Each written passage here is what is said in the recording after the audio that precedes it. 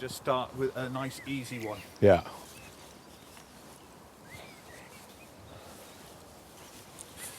Who is David Gilmour? God, that's easy. I wish I knew. I have no idea. Someone who spent his life driven by music more than anything else, I would say.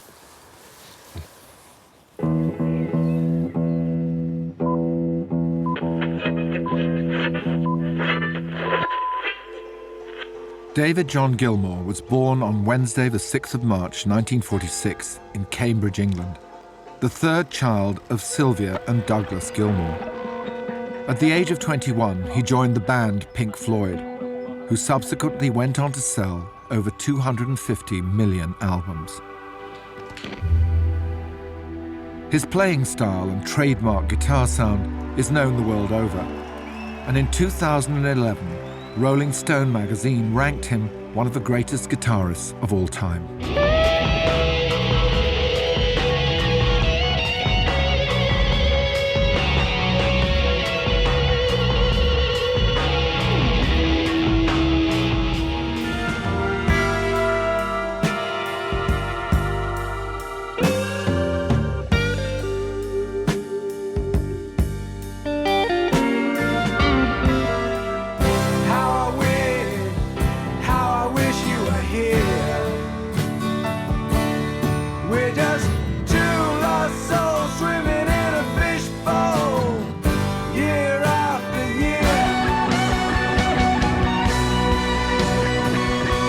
His latest solo album, Rattle That Lock, recently entered the UK charts at #1. And now, for the first time in 9 years, he's embarked on a tour that's seen him perform sold-out shows in amphitheatres and grand halls across Europe and at the Royal Albert Hall in London.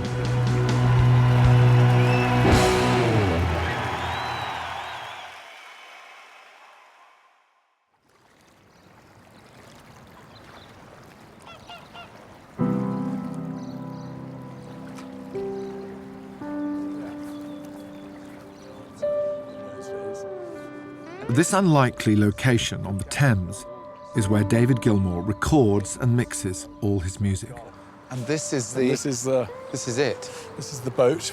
And where did you first glimpse this then? I was being driven by someone. I stopped over there on the road somewhere, and there was less foliage then, and I could see all that glass and stuff. And I said, stop for a minute.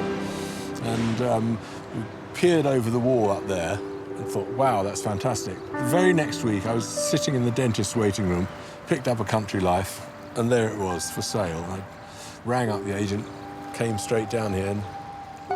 And so you split your time between here and the house in Sussex and in Brighton. And... Yeah, this one has got the great technology for proper mixing. It's got a mixing desk of Neve flying faders where all the faders are motorised. So this is the most high-tech bit. This is the most high-tech, and I would have to come here to mix. We look at it and it looks, oh yeah, really? Well, it's beautiful. And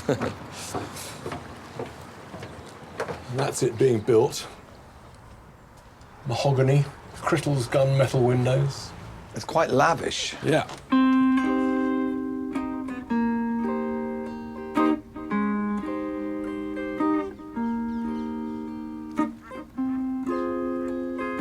When we started thinking about doing the Momentary Lapse of Reason album, I'd just found and bought this place. Nothing had been soundproofed. There was no double glazing. So the whole band would be... The whole band would be in this room. With the drums would be in this corner, which has got some sort of padding behind it up there to help absorb the drum sound a bit. And the rest of us would be in here. Our guitar amps wouldn't be in here. They'd be in the other rooms out there, in those little bedrooms and stuff. So we'd be in here, we'd be hearing what we're doing on headphones. But they'd be recording a Hammond organ, Leslie in that room, a guitar in that room. The bass would be going straight to tape without an amp. So yeah, we made pretty much all of the Momentary Lapse of Reason in here. Most of, pretty much all of the Division Bell in here, in this room. And these tracks sound enormous, you know, but you can't quite imagine they come out of a tiny little space like this. Control room's in here. Oh, look. Well, who wouldn't want to make music in this room, I have to say. It's fantastic, isn't it? Right.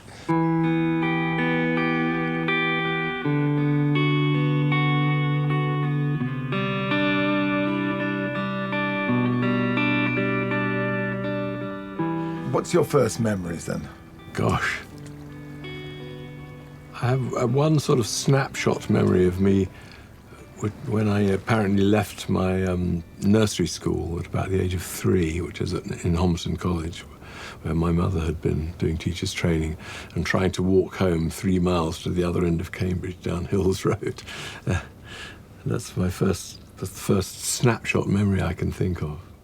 So what kind of a family life was it? Your father was a professor, an academic.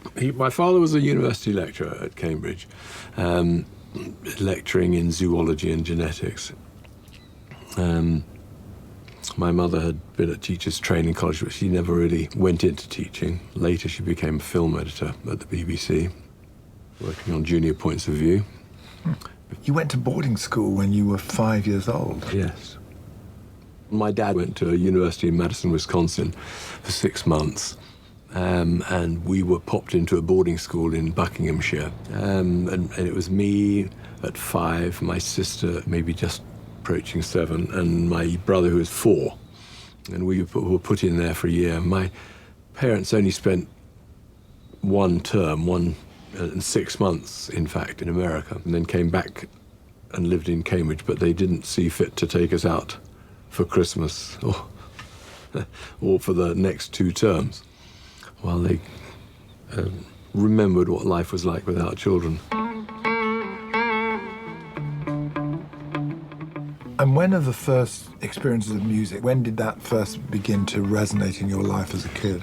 I mean, we had the radio on all the time and records on all the time. My parents had a very early stereo hi-fi system in the house. They loved lots of music. They loved show music, On the Town, West Side Story when that came out. And my mother played a bit of piano, and my father loved singing, you know, in the house, in the bath. There was always a lot of musical noise going on constantly. But the first big sort of éclat sort of moment was Bill Haley's Rock Around the Clock, which came out when I was 10. We're gonna rock around the clock tonight. Put your glad rags on.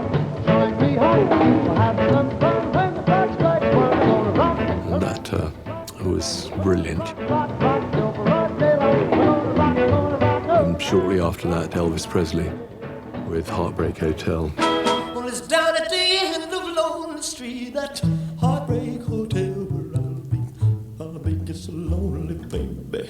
Well, I'm so lonely. You still listen to it and you think, what a brilliant record. I mean, there's so little going on, hardly any drums, if any, just a bass and a piano and a guitar and a voice. But he was absolutely magnetic.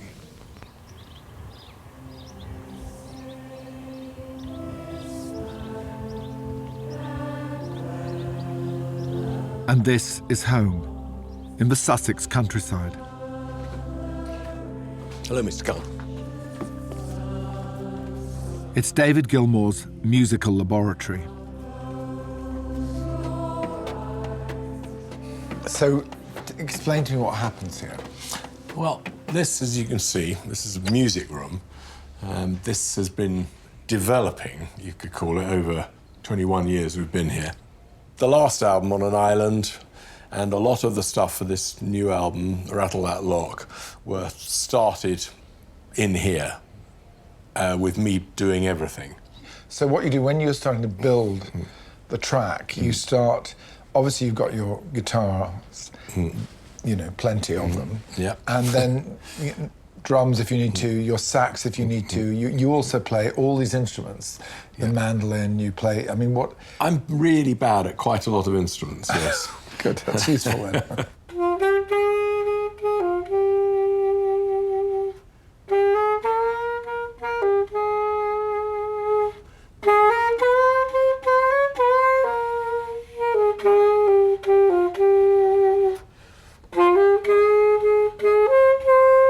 David is continually jotting musical ideas, whether it's on an iPhone, mini disc, and then he will say, "Oh, I've got some stuff." I'll say, "Oh, great, yeah. Well, about 150 or 200." No. This song today came from several pieces of music. I just found that sound on this Kurt Is that Swell. how it all started? That's how one part of it started, and I played that onto the iPhone, and Phil found that, and then he found the bit of me strumming the guitar, which is a completely separate bit. So that one became the beginning, which has got me and Polly singing like a choir on it. Oh, really? That's the other.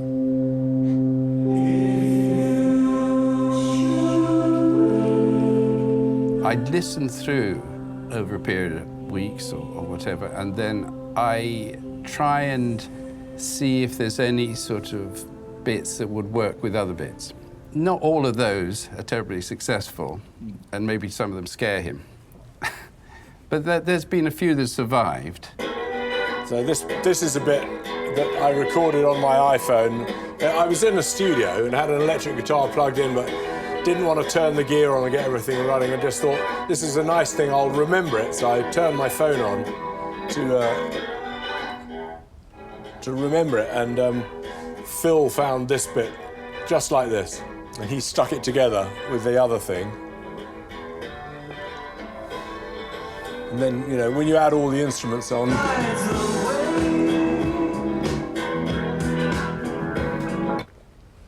I found it very hard to try and replicate that exactly as it is, with something about the rhythm of it and stuff. So we just used the original one.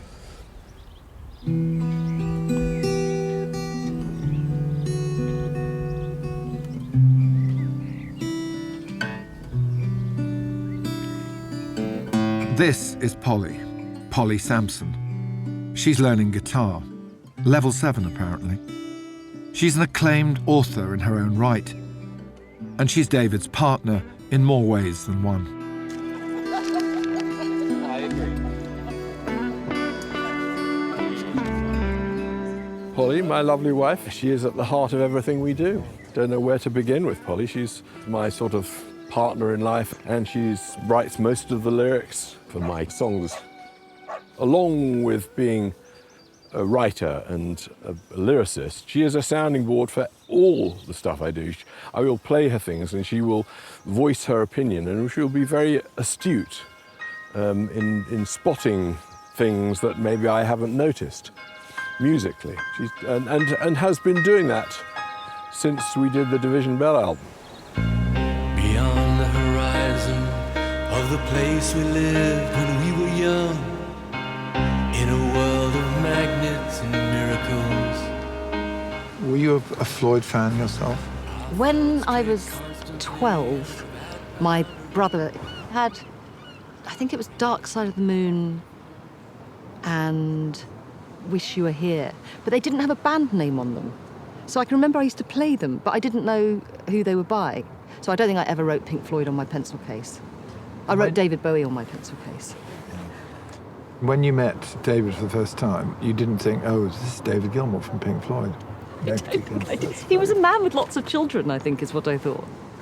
I mean, the first time I met him, he had 4 children and I had 1 child. And I think it was our children who kind of played with each other. And so we kind of ended up at this nice day, lunch in the countryside, sort of sitting near each other because our children were trying to climb the same tree.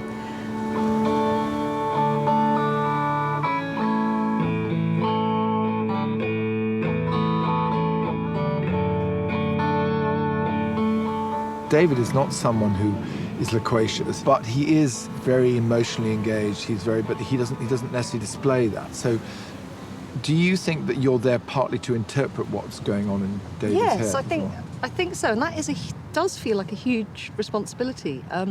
But then, I mean, the whole of marriage is a bit like that, isn't it? I mean, particularly, with a partner who is quite silent. I mean, he plays guitar a lot, and I often think that if ever we were going to have an argument, the best way we could do it would be for me to use words and for him to answer in guitar, because he's very eloquent and emotionally eloquent with a guitar.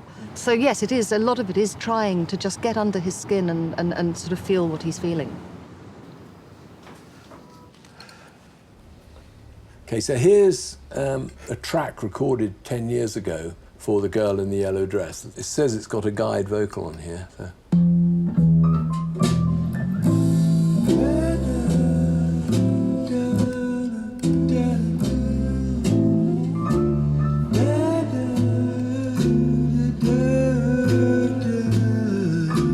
Was the process always the music first? Was he kind of humming to you in bed or what? No, it's always music first.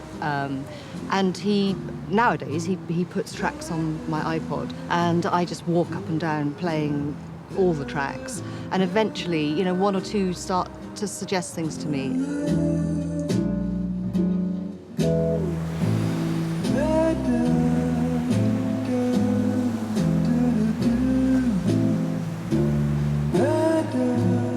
That would be what Polly would have on her headphones and would be listening to when she wrote the lyrics to that. So that's really interesting because, you know, you sort of feel it's almost got the words on it. Yeah.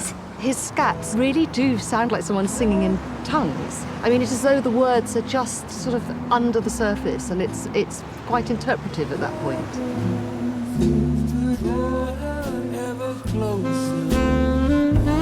This girl gets right down in a groove, woos and moves,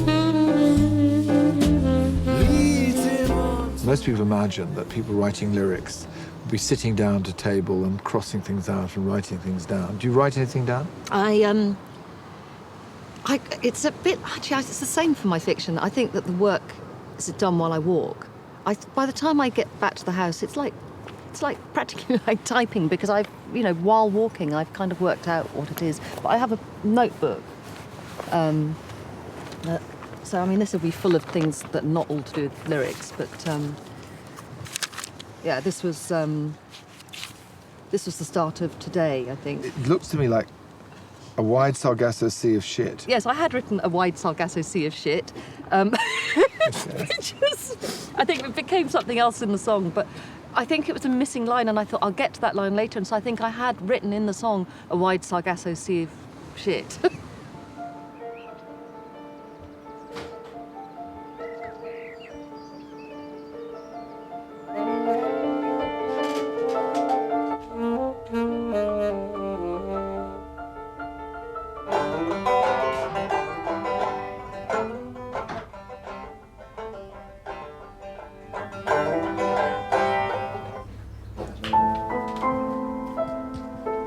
I wish I'd learnt the piano properly when I was young, and that I'd learnt to read music and could do all that stuff. Still can't read music.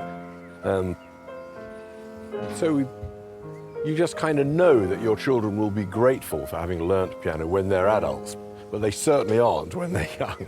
It's just a chore. So they've all had piano lessons until they were bored to tears and begged us to be allowed to stop. Now they are moving forward, learning things by themselves. It's terrific. They are thoroughly enjoying it. Gabriel's piano playing, since he stopped having lessons, has gone from strength to strength, and is in fact playing on one of the songs on the album, purely because he's the right person to be doing that job.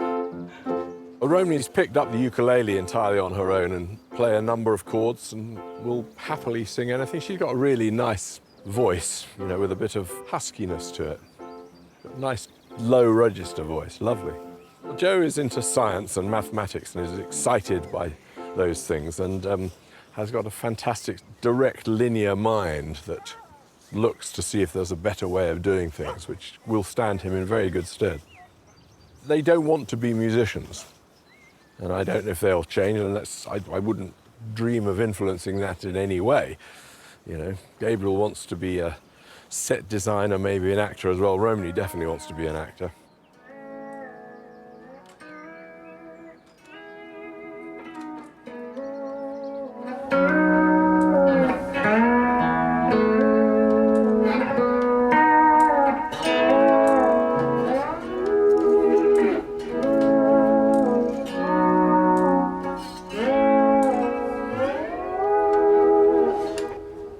I used this on Breathe and on Great Gig in the Sky on Dark Side of the Moon, this one.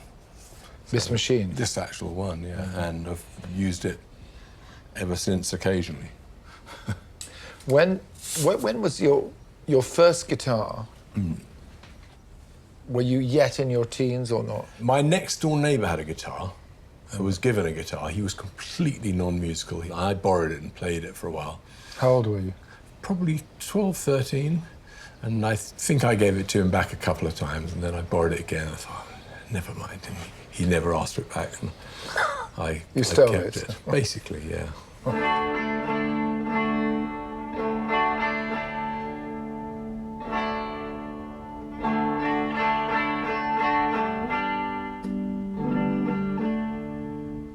My parents moved to America permanently when I was 18 or 19. And they lived in Greenwich Village from 1965 onwards. So, you know, they could see the end of Bleecker Street out of their window. So, I mean, I got Bob Dylan's first record for my 16th birthday, which they sent me from Greenwich Village. You know, and before then, they'd sent me Pete Seeger's Guitar Tutor record, which is my only actual instruction was with the Pete Seeger Guitar Tutor record. For most of us, playing a guitar can be about as simple as walking. Of course, remember, it took us all a couple of years to learn how to walk. It was an LP with a big book with all the chord shapes that you might need. And it started out with a pitch pipe playing the 6 notes of a guitar. So the most important thing was to learn how to tune it. There, now we're in business. The second man was teaching you how to play a D chord, which is 3 fingers on the guitar, which you then strum. And then he sang some words. So you could do a song instantly with just 1 chord. I gave my love a cherry that has no stone. I gave my love a chicken that has no bone. So from the beginning of learning the guitar, I was learning singing as well. And singing is just as important to me. That's your vinyl collection, is it? There's vinyl over there. Well, it's mine and Polly's mixed together in a sort of obsolete pile of tea chests and shelves. Loads of stuff here, going way, way back. That's the 1959 Newport Folk Festival, which I was given on my 16th birthday by my parents, who were in America at the time, along with Bob Dylan's first record, which I think I've got somewhere, but I can't find it anymore. Well, not for so I've had these since my 16th birthday, as you can see by my youthful, possessive writing on the back. Yes. And I was very into folk music. David Pete Seeger's, Leon Bibb, some great people. And then you can go straight on to something like the Shangri-Las, you know, girl group in the 60s, early 60s, produced by a guy called George Shadow Morton, who painted oral pictures. I mean, Remember Walking in the Sand, Past, Present and Future, they're like movies.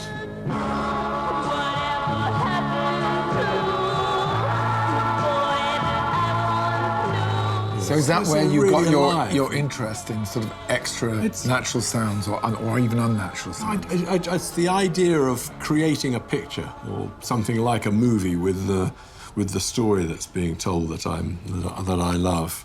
Who were the guitarists who you kind of got? Well, you talked about Pete Seeger, obviously. Pete Seeger, Lead Belly, I was very keen on at a very early age. 12-string, he played mostly. Brilliant. Me and my wife can pick a bit of cotton. Me and my wife can pick a bit a day. Oh, Lord, I can pick a bit of cotton. Oh, Lord, I can pick a bit a day. You know, later Hendrix, of course, Clapton. Joni Mitchell's guitar playing, her use of different guitar tunings was a big influence. There's a man who's been out sailing in a decade full of dreams, and he takes her to his schooner, and he treats her like a queen, bearing beads from California. Another side of Bob. Yeah. The first Dylan album, just called Bob Dylan, was recorded in December '61, and I got it in March '62, which was when it probably about a week after it came out in the States. I mean, that's pretty quick going. It's definitely long before it came out over here. Highway 51 runs right by my baby's door.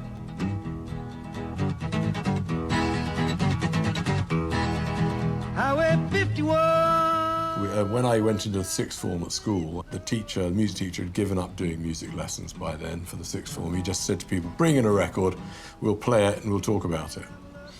And so I brought Bob Dylan's first record in. I absolutely loved it. Played it. Silence. I was the only one who liked it. I went to see him at the festival hall. At one point, he lost a harmonica. He said, has anyone got a harmonica in C? And half the audience came rushing to the front line with harmonicas.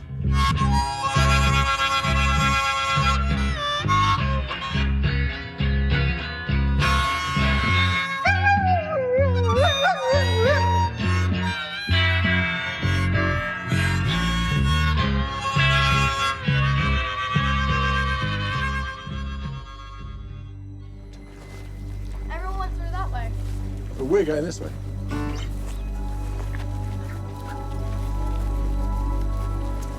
This is whatever. Whatever. Family is everything. And you have to devote time and yourself to raising children, if that's what you elect to do in your life.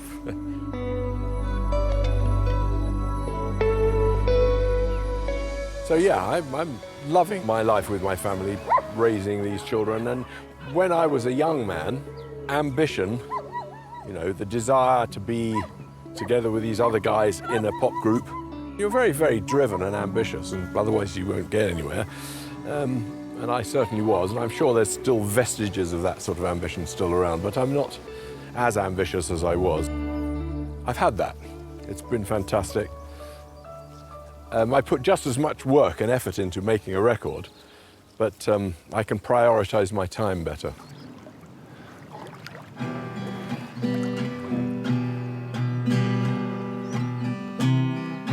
Play Postman Pat.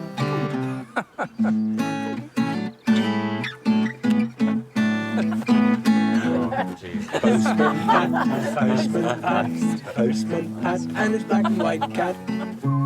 Please stop. Early in the morning, when Thursday is dawning, Pat puts all his posters in his bag.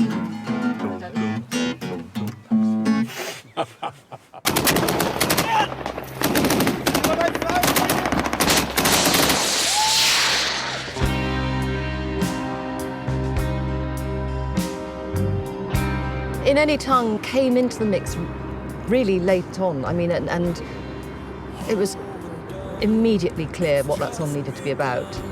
There isn't a day when one isn't affected by war.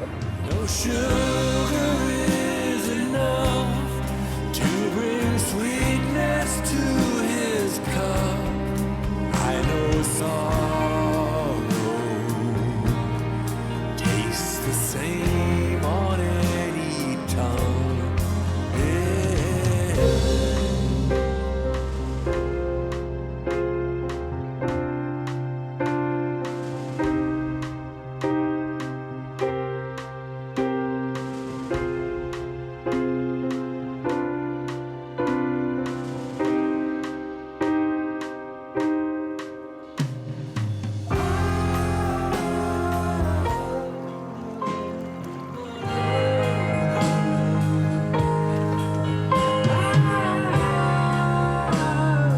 When I'm singing this sort of vocal, I try not to constrain myself, and if consonants feel like coming out, they do. It's completely meaningless, you know. When you say meaningless, you mean that you've not given them any kind of status at all, but they are they're what you. Yeah, there's something, obviously. There's something in there, I suppose you could say, trying to get out, and Polly is so brilliant at picking them out, but you can hear consonants that she's taken that were there and put a proper word to. Anyway, we'll have a quick. What has he done? God help us. Stay. Yes. Yeah. So what's it like that first time that you hear not the scat, but Yeah, no, that's the best. words? That's the incredibly wonderful moment. It's really exciting, and that is, you know, it tends to be just the two of us. And, you know, I sort of give him the sheet of paper and he sticks it up and sings it, and that's I think that is the most enjoyable of a moment of the whole thing. We have a very special guest joining us for the next song. This man gave me my first guitar and was also one of the first people to play in this venue. Please welcome Mr. David Gilmour from Pink Floyd.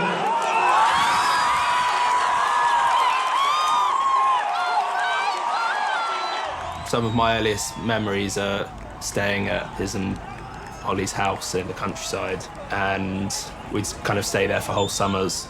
And I guess I was too young initially to kind of understand who Pink Floyd were or who he was.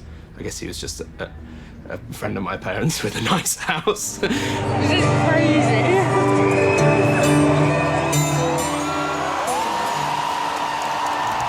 He was the first person that told me I had a nice voice, which I probably didn't appreciate at the time, but looking back, that was pretty cool. So you think you can tell heaven from hell, blue skies from pain. We have a very young fan base. Initially, I was a bit worried that all these 16-year-olds would have no idea who he was. But as soon as he walked on stage, I just have this very vivid memory of this 16-year-old boy in the front row, like tears streaming down his face with happiness.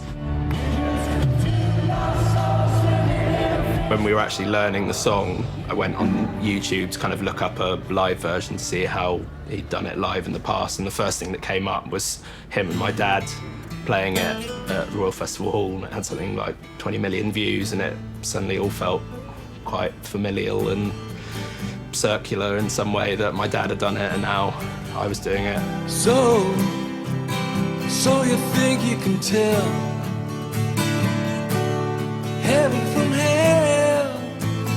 Pretty much everyone on my dad's side in the family is a musician. He's a guitarist called Neil McColl, and his parents were Ewan McColl, the folk singer, and Peggy Seeger, also a folk singer, and her brother was Pete Seeger.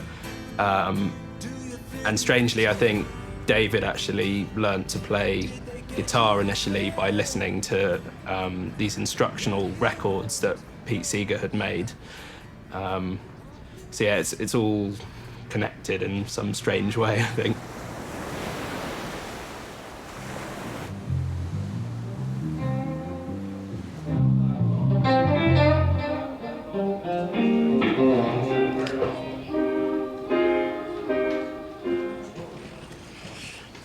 So here we are, rehearsal room.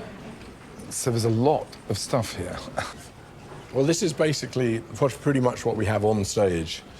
We all have our full sort of stage kit. Are you going to take all these on tour when you go? Yes, all these things come with me. Okay, let's John, would you play it off the thing? Because I can't really remember what I should be doing. Ooh. Start, just play it again, yeah.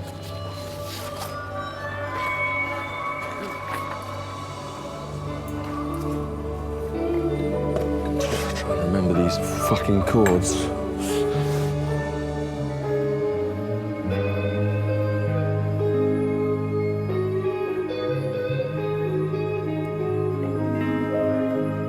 I'm forgetting the words all the time. I'm forgetting what I'm supposed to be playing all the time.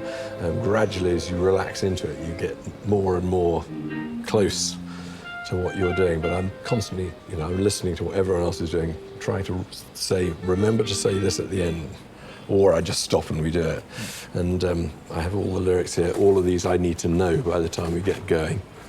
I have Shine On You Crazy Diamond. I have a bit of a mental block about that. So that is here, and that sits on the floor during every show, so with the start of the line, so I get the right lines in the right order, because for some reason I can remember 50 songs, word perfect all the way through, and I have a rotten memory. Got that on the F? 1, 2, 3, 4. Bum, bum, ba, ba, ba. Bum, bum, bum, bum, bum.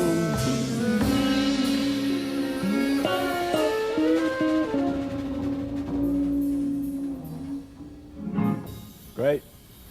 Much better without me playing. Okay?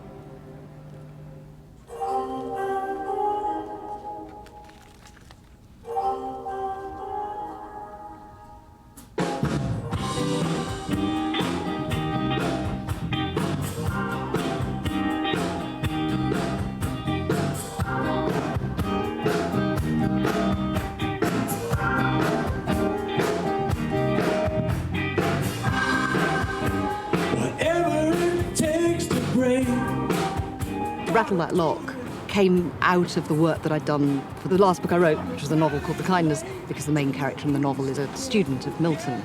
I knew that I wanted to write a song about the need to protest, and I suddenly remembered Book 2 of Paradise Lost and Satan's heroic journey to go and challenge God, and I thought, well, actually that would work really well. Within that is everything I want to say, and I ran back and picked up the book, and there it was, and it was a huge, huge help. It's a sort of, not exactly a call to arms, but it's encouraging people to stand up for themselves and shake it about a bit.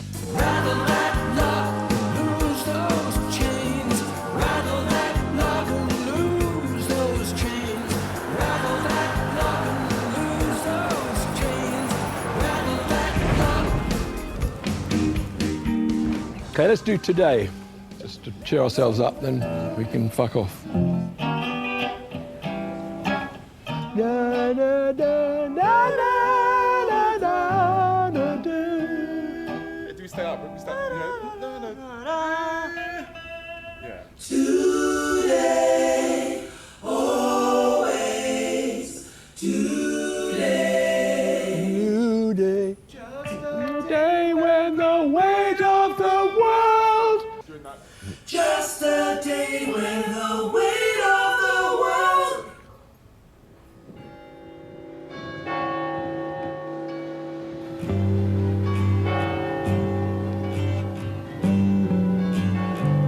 When that fat old sun in the sky is falling, summer evening birds are calling. Way back when you were living in Cambridge, that's when you met Syd Barrett, isn't it? Well, there was an art school for kids in Homerton College. They ran for, I guess, 5-year-olds and above, or 6-year-olds and above. They ran art classes on a Saturday morning. And I went to that until the age of 11. And apparently, I didn't know it at the time because I didn't know them. Both Syd and Roger were in the same class, in the same room as me, for probably 3 or 4 years. But I got to know Syd when I was about 14 or 15, which is 3 or 4 years after that. We both went to the Cambridge Tech. I was there doing A-level languages, and Syd was doing arts, and we would meet up in the art school every lunchtime. What was Syd like at that time and that age? Syd was just, had a real magnetic personality, and a spring in his step, and a glint in his eye, and was very, very sharp and very, very funny. Everyone wanted to be friends with Syd, me included. By then, what musically did you have any sense what your destiny was, what you wanted to do with your life? By the time it got to taking my A-levels, I think I had pretty much decided what I wanted to do. And I thought that if I passed my A-levels, there'd be no way out and I'd have to go off to university, and the moment for my rock and roll career might pass. So I stopped going to the exams. You just stopped, did you? Yeah, in the middle of the A-levels. I For fear quit. that you might pass? Yeah, essentially. Yeah. I've heard people saying, that they got into popular music because of the girls, the drugs, all the rest of it. But having thought about that, I think that it was definitely the music that was the absolute sort of main priority for why I got into it. And when was the first move into performance? I suppose when I was 17 or 18, I started, joined a band or two, you know, that you sort of flit in the door and out of the door very quickly. With one or two bands, an early one was called Newcomers. Then after that, I met some other people who wanted to do something a bit more ambitious. And we formed what became Joker's Wild. We did a lot of harmony music, Beach Boys, the Four Seasons, and we did your regular R&B, the Stones numbers, Beatles numbers, and there were 5 of us and we could all sing. How did you keep pace with what was happening if you were doing all these covers? It was competitive covering, you know. A new Beatles record, for example, would come out and we'd rush down to Miller's music store and we'd gather together in one of the little booths. And they used to have those stand-up booths where you could fit 3 people in like that listening to a single. But they also, at Miller's, had bigger room booths, which are about 6 foot by 6 foot, and you could get 4 or 5 people in, and you could listen to a whole LP. And we would listen to a whole brand new Beatles LP, and we'd be writing the words down and making notes on the chords and stuff as it went through, and we'd try to get them to play it to us again. And if the serving girls were in a good mood or you smiled at them nicely, they might play it a second time. And then while you're setting up for a gig that night, you'd rehearse 1 or 2 of the ones that seemed easiest and you'd got to know well, and then you could announce, you know, over your PA, and this is one on a song called such and such from the new Beatles album, which is out today, and it was, you know, it would be massively exciting to play a really bad rendition with all the wrong words and all the wrong chords, but all you could manage to pick up in 1, maybe 2 listens. Can we hear some of Joker's Wild? Have you got any? You can hear a bit of my embarrassment. This is me singing a cover of a song by Manfred Mann.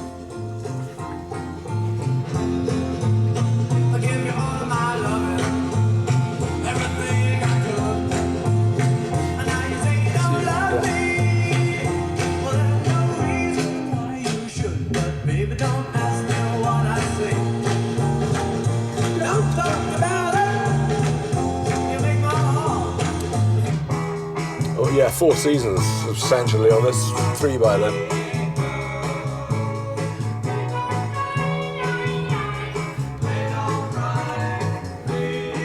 Focusing on this popular stuff, dissecting it and working out how all the harmonies work, how all the instrumentation was done and how it was produced.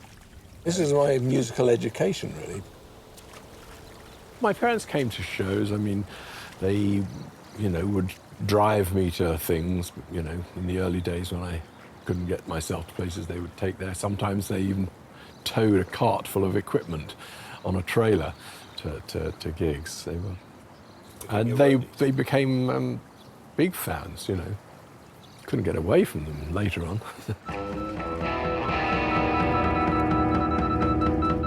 So there was Joker's Wild, and then, of course, there was Pink Floyd. Joker's Wild had done a few gigs on the same bill with the early version of Pink Floyd. We'd played in a couple of art colleges in London and a couple of gigs in Cambridge, and we played in a marquee in Shelford, just outside Cambridge, and the bill was Joker's Wild, Pink Floyd and Paul Simon. So what next? After I packed up with Joker's Wild, I started moving between London and Cambridge a lot, and some people I ran into in London offered me a job with a band in a nightclub in Saint-Etienne in France. Then we just hung around in France for the best part of the next year. And then, you lucky chap, you got to work with Brigitte Bardot. Yes, I went in and sang a couple of songs on for a film soundtrack, which was called 2 Weeks in September, which starred Mike Sahn and Brigitte Bardot. I've never heard them since. I hope you haven't found them. I think we may have done. My small country, working all day until the night. They had no worries of any don't think they're dancing to this track at all. They're dancing at a different rhythm. I never tried to ask more questions. More questions. I just, turned up in a studio in Paris and sang the words they put in front of me and went home. Vous êtes belle comme la Vierge Noire qui quitta les croisés jusqu'à Jérusalem.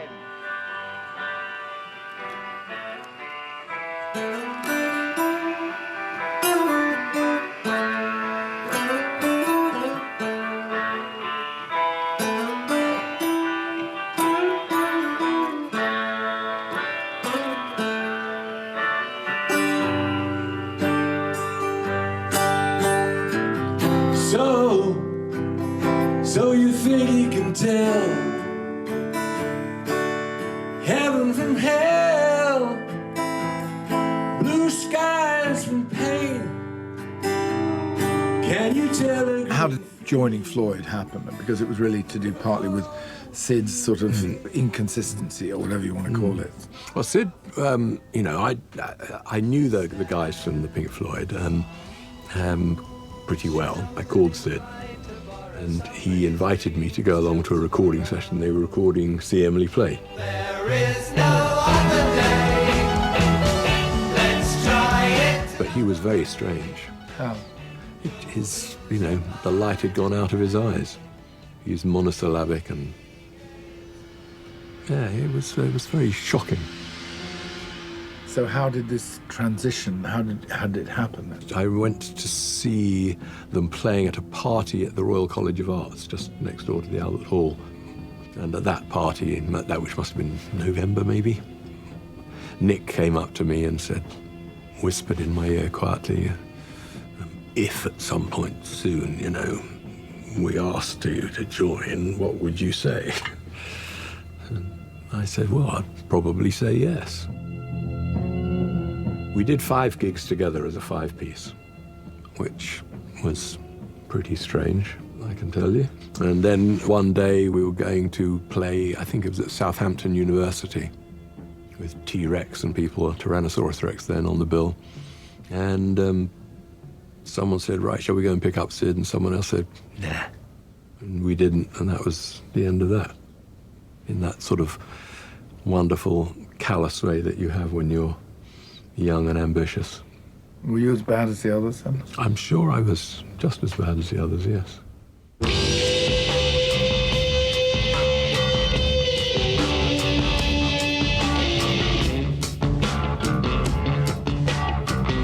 We became gradually more and more successful. There was 5 years really from when I joined to when Dark Side came out, which was when the sort of stratospheric leap happened. And if your head explodes, the dark forebodings too. I'll see you on the dark side of the moon. My mother threw herself into it, loved every bit of it, and loved, the so-called glamour of the life that I had taken on. My father less so, only because it could have emasculated him a little bit. A serious scientist doing brilliant work, but not earning anything like as much as his guitar strumming son. And the thrill my mother got out of that couldn't have been that nice for him at times, I think.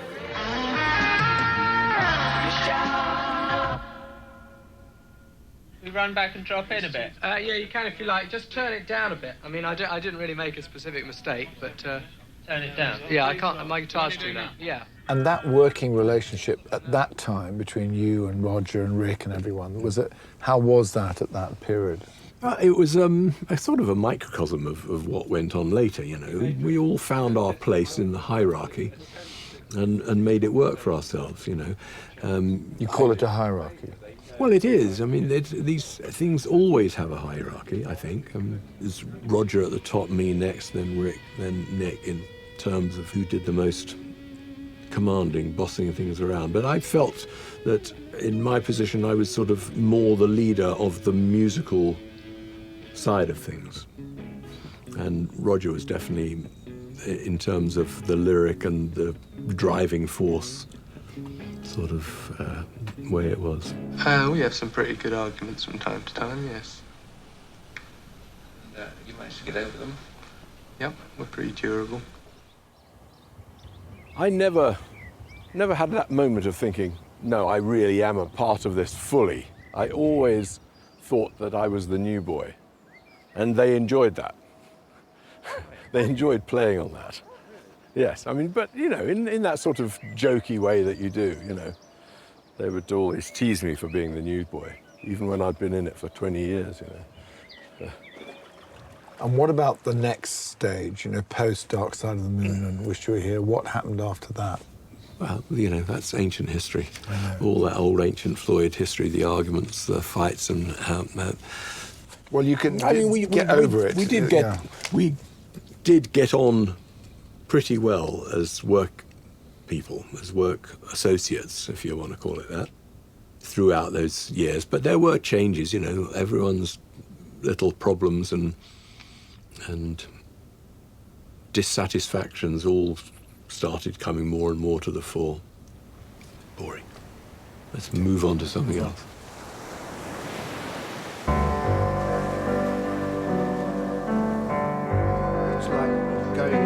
In September 2009, David Gilmour's friend and musical partner, Rick Wright of Pink Floyd, sadly passed away after a long illness. Let's do A Boat Lies Waiting. And a boat lies waiting. The first song to be written was A Boat Lies Waiting. It was a beautiful piece of music. It was instantly sort of suggestive of something to do with the sea. And I went for a walk with it in my headphones, and then I walked back and David was walking towards me, and I said, just come and sit on the beach with me. I just want to talk to you about this piece of music. And I said, so David, just try to put into words for me what you think it's about. And he sort of stared off into the distance. And then he looked at me and said, well, I think it's about mortality. And what had just been happening was he'd been trying to find other keyboard players.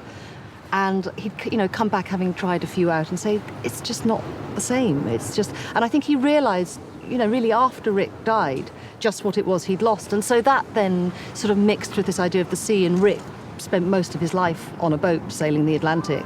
And so the song became a song about David missing Rick. This is the original recording.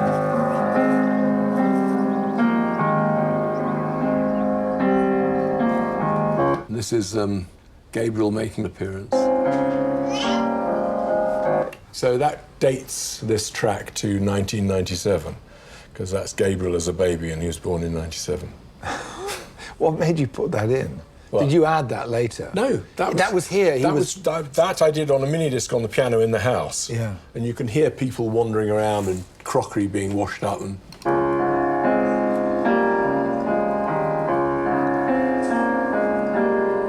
And you've left all that on the track? Yeah, it's all on.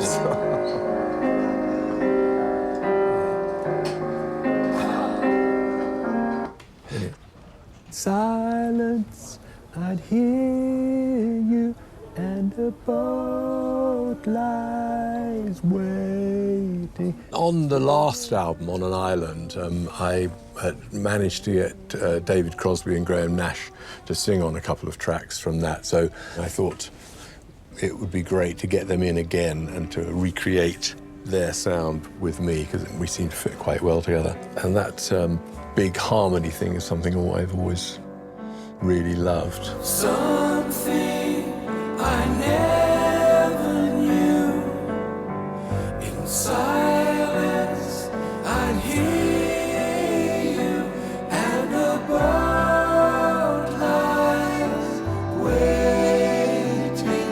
Still your clouds are flaming.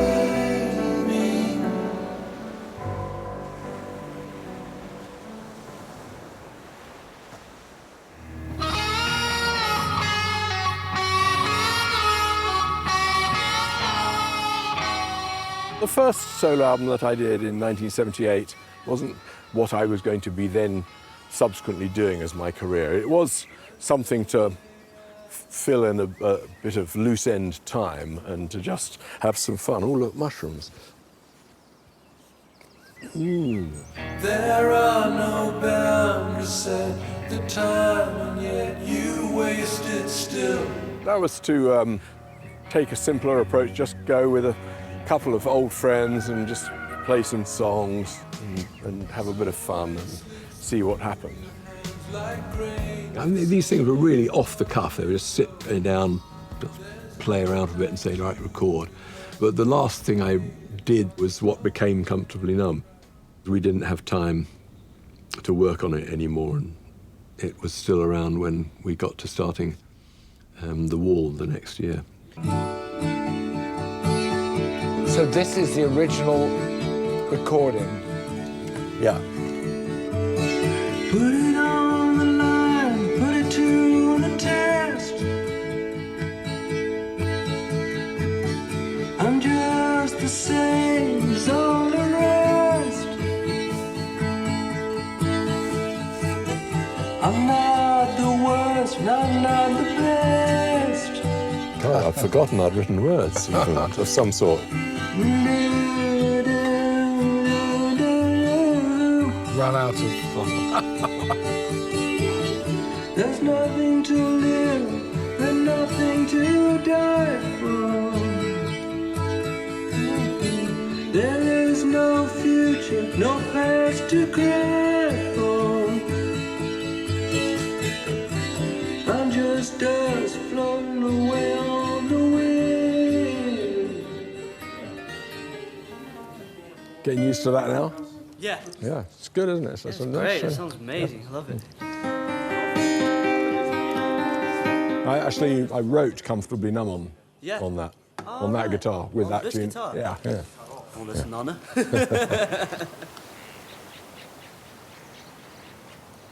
you think that your solo songs draw on a more emotional side of yourself? It's hard to say. I don't know. Oh, yeah. Wait.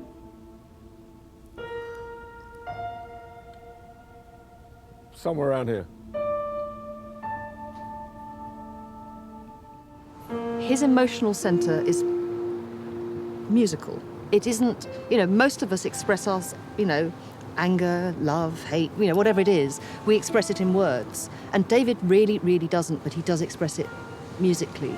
And I don't know whether, what came first. Did the language part of his brain not evolve because the musical part of his brain was so busy, or was he just born with a brain that worked in that way? It's really hard to know, but it's certainly true that emotion for him is expressed musically. Every once in a while, an idea will force its way to the surface of my mind, and that I will try to write a lyric or song about. But I've got no way of predicting where that's going to go in the future. I keep thinking that there is a little door and a little key that I could open, and I will suddenly find a way that would make it slightly simpler for me to move those things forward and to find them. Because there's plenty to write about, but I haven't yet really pinned that down. You wrote the lyrics for Faces of Stone yourself, didn't you? Yeah. What prompted it? Faces of Stone was prompted by a memory of a day walking in Ladbroke Gardens with my mother when she was suffering from dementia. And she, as we were walking through the trees, under the trees in there, she was saying, oh, wasn't it lovely? And she said she could see pictures that weren't there hanging in the trees. That was a moment that sparked it off, and I had a line that went Faces of Stone, that watched from the dark as the wind swirled around and you took my arm in the park. So it's basically about my mother's decline and, the ending of one life and the beginning of another, because Romany was born 9 months before my mother died, so there was a short period where they were both alive together, and she came back to our house and held Romany in her arms as a tiny baby, and I have a picture of that. And so the moment in the park, which is a mental picture, and the picture that I have of her holding Romeo in her arms sort of sparked a little thing which became that lyric. So this is some of the what became Faces of Stone. Well, this has got the original vocal that I did on my iPhone late one night, which is where the lyric spark came from. Faces of stone, bleach wet by the sun.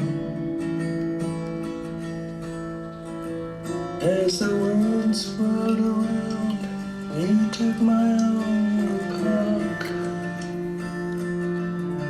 Your Hollywood smile shone a light on the past.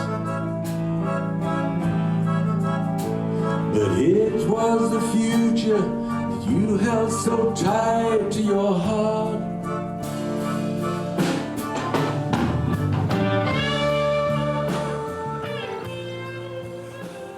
I suppose when you write a song about something specific that has got some emotional content, I mean that one, Faces of Stone, that is related to my mother and her declining years. Yeah, there's an emotional thing in there. I mean, our relationship was very difficult and tricky, and it's good at the moment, right now, to be putting that back into a slightly different perspective and trying to find the affection that was there. You know, I must have loved her, but a lot of the time it didn't feel like I did. Do you miss her? Do I miss my mother? No. No, I don't miss her, I don't think, no. It wasn't a closely knit, emotional type family. And when my mother wanted to be closer when she was getting old, I found it difficult to deal with. I just wanted her to get off, leave me alone. Now is not the time to be trying to do this. The time to be doing that stuff was when I was 5.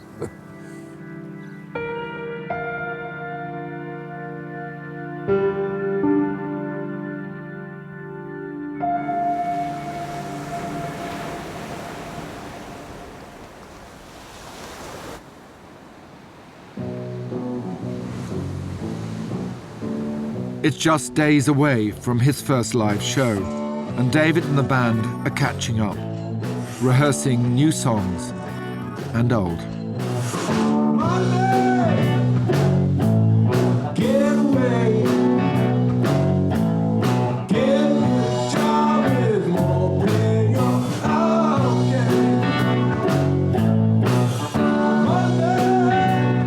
And tell me about playing live, because you haven't played live for a while. Do you enjoy the experience of playing? Yes, it's terrific. It's almost like a completely different thing, though, to recording in the studio, where you slave away hermit-like for years and years, perfecting little things. This, you have to do the work in this rehearsal room, getting it as good as you can get it, but then you bash it out, and mistakes don't matter. You know, as long as you get the right overall feel and excitement and emotional depth to what you're doing, the performance is a great part of it.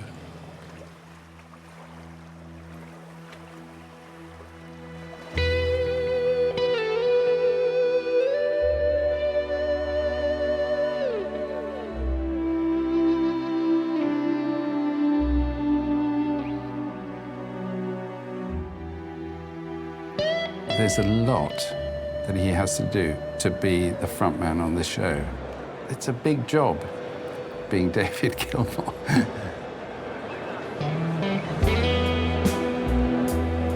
And here we are in Croatia. Never played in Croatia before, never been here, but the Romans got everywhere.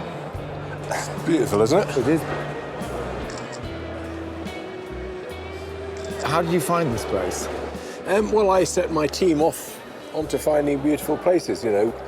I just think it's fantastic for people's memories of an event to be something special, not be just another sports arena or stadium, you know, they're going to go away again afterwards, assuming I do a reasonably good show. They're going to go away and they're going to remember it, partly because of the place and the setting they were in. And then from here you go... Here we're off to Italy, then off to France, and then off to Germany. And then we'll be back to London, where we'll do some more dates at the Albert Hall. And then we'll have a little break.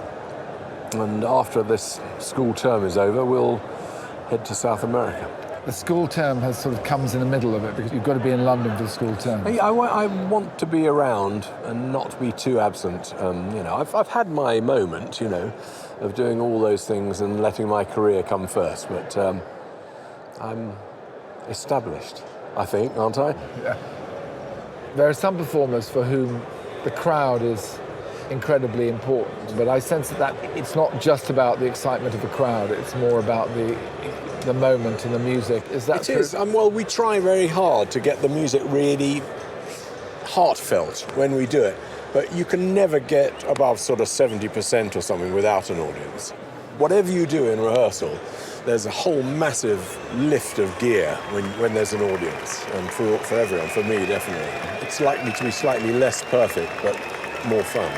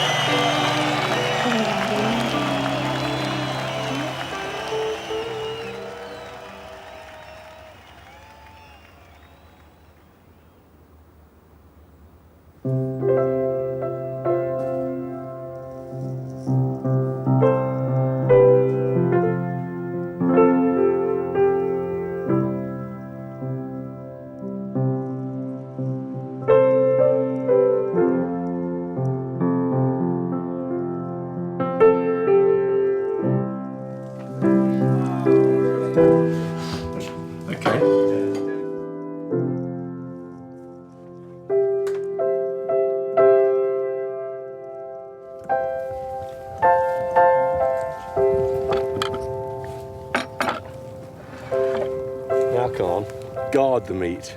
Don't eat the meat. No, I'll guard it in my stomach very well. There's potato salad over here. I'm a control freak. I confess I can't do anything about it. I try to stop, but I just am that person who does want to man the barbecue and does want to light the fire and do all those things.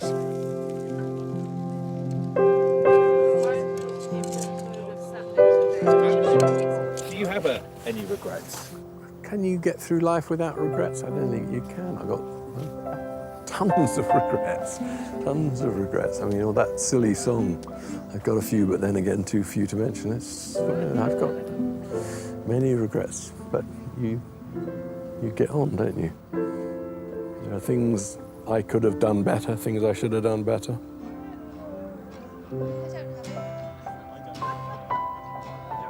What is your favourite musical memory? Oh, God. There are just far, far too many. I mean, I did play at a Les Paul tribute once in New York in the 80s, I think it was. And I was playing a blues number, and B.B. King sort of wandered into the room and stood on the side. And at the end of the song, he came up to me and said, "Hey, boy, you sure you wasn't born in Mississippi?"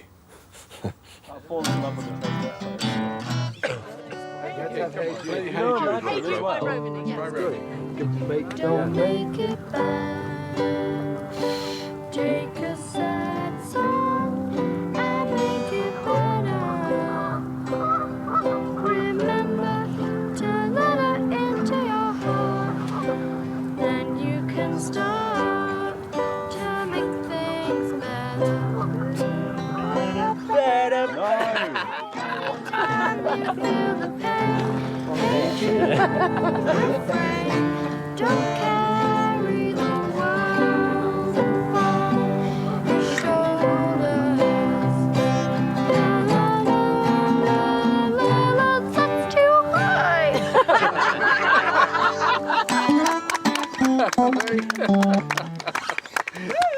Oh, she knows how to seize her moment, that girl.